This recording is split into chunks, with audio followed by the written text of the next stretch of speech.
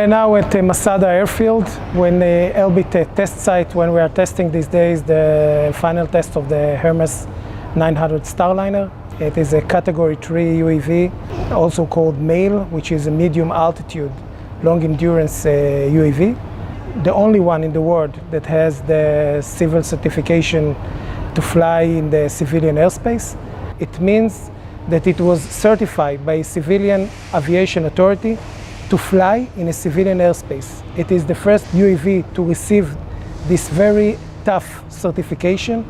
It means that they have all the safety elements, starting from the design to the production, and also, of course, for the UAV systems integrated in order to enable him to fly in an unsegregated area, in an area with other civilian aircrafts. It is the first UAV to be able to do so.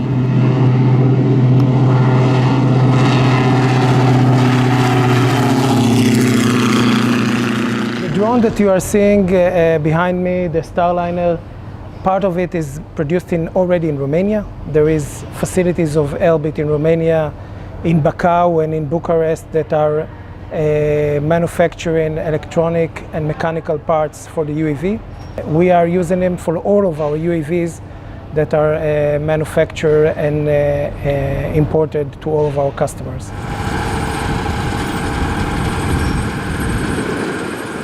We believe that in the next step for Romania, it might be a relevant platform. These days, the Romanian is on a process of purchasing NATO Category 2 UAV, up to 600 kilograms when we are proposing the Hermes Watchkeeper.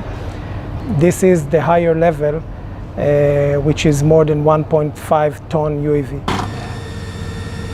The Romanian requirement at the moment is for NATO Class 2 UAVs, which are up to 600 kilograms. It's used mainly for tactical missions, for Army missions, for Navy missions.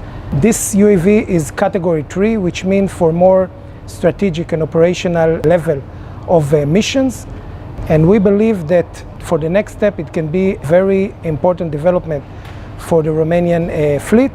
Both UAVs, the Hermes Starliner and the Hermes Watchkeeper, we are putting them under the family of Hermes. It means that there is also components and elements that are similar to all of the systems. We are talking about the concept of the ground control station. We are talking about the payloads. We are talking about the avionics part of it. There is also components that we took from the Hermes Watchkeeper and the Hermes 450, and we also use them in the Hermes Starliner and the Hermes 900.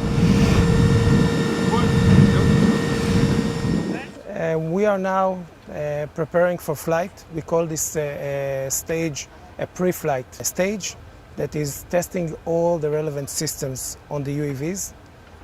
It makes it very easy to get the situation of the UAV if it's ready for flight. The UAV will taxi to the runway. It has an automatic taxi. It will take off. Once the takeoff is taken, and it's an automatic takeoff and landing, it means that you don't need to have an external pilot. Usually, in UAV, you don't need to do nothing.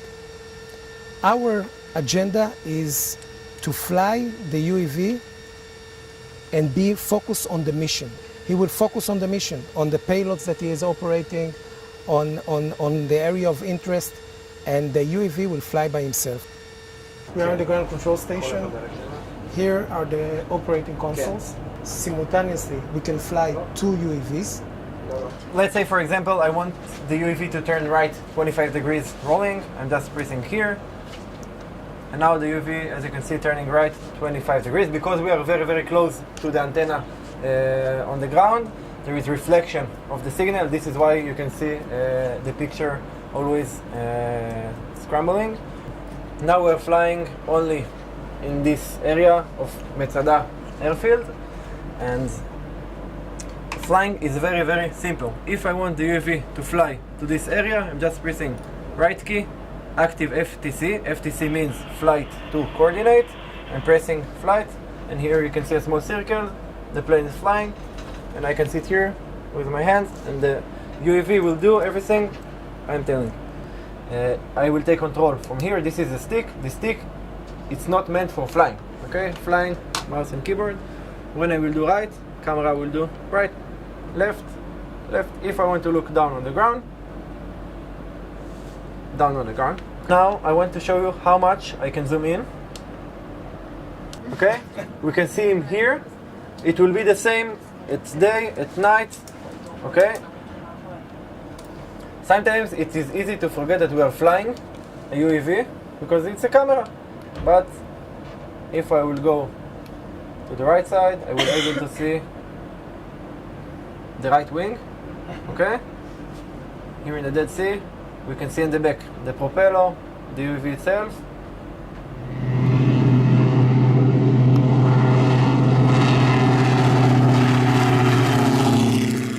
Here you are in the Elbit assembly line, UAV assembly line and integration, where we are getting all the components of the UAV and assemble it.